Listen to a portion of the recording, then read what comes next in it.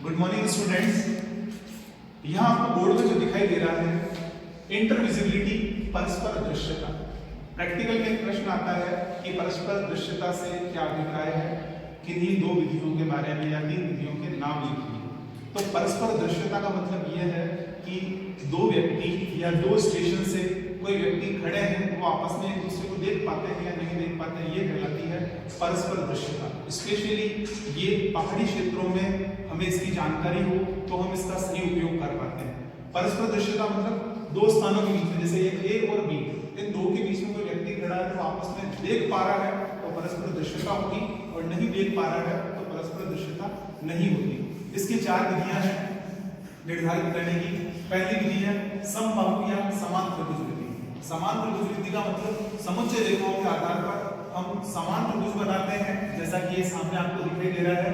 यहाँ ऊंचाई के आधार पर हमने समुच्चय रेखाएं बनाई हुई है, और उन्हीं समुच्चय रेखाओं के आधार पर ये धरातल पर स्थिति है, ये समुच्चय रेखाओं के आधार पर हमने क्या किया, यहाँ ये त्रिभुज बना के इस लाइन को डिवाइड किया। तो इसी के आधार पर यानी दो पहाड़ियों के बीच में अगर कोई पहाड़ी जिसकी हाइट ज्यादा है तो परस्पर दृश्यता नहीं होगी, और मान लिया दो पहाड़ियां हैं, बीच की पहाड़ी की हाइट कम है, दोनों तरफ हाइट ज्यादा है, तो परस्पर दृश्यता होगी।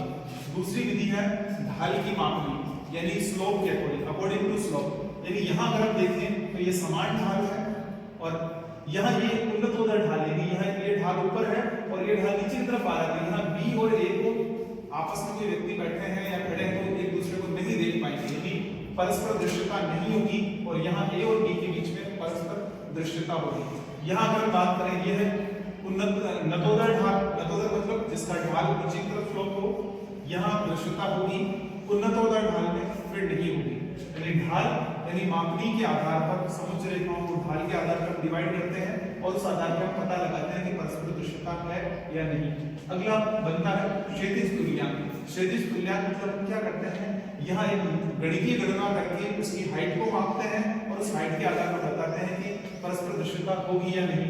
नेक्स्ट है ऊर्ध्वाधर अंतराल। ऊर्ध्वाधर मतलब उन पहाड़ियों के बीच में हाइट में कितना अंतराल है, अगर वो पैरेलल है तब भी दृश्यता रहेगी, और मान लिया हाइट में डिफरेंस ज्यादा है, कुछ हाइट पे है कुछ कम है, तो उसमें परस्पर दृश्यता देखने को नहीं मिलेगी। Thank you.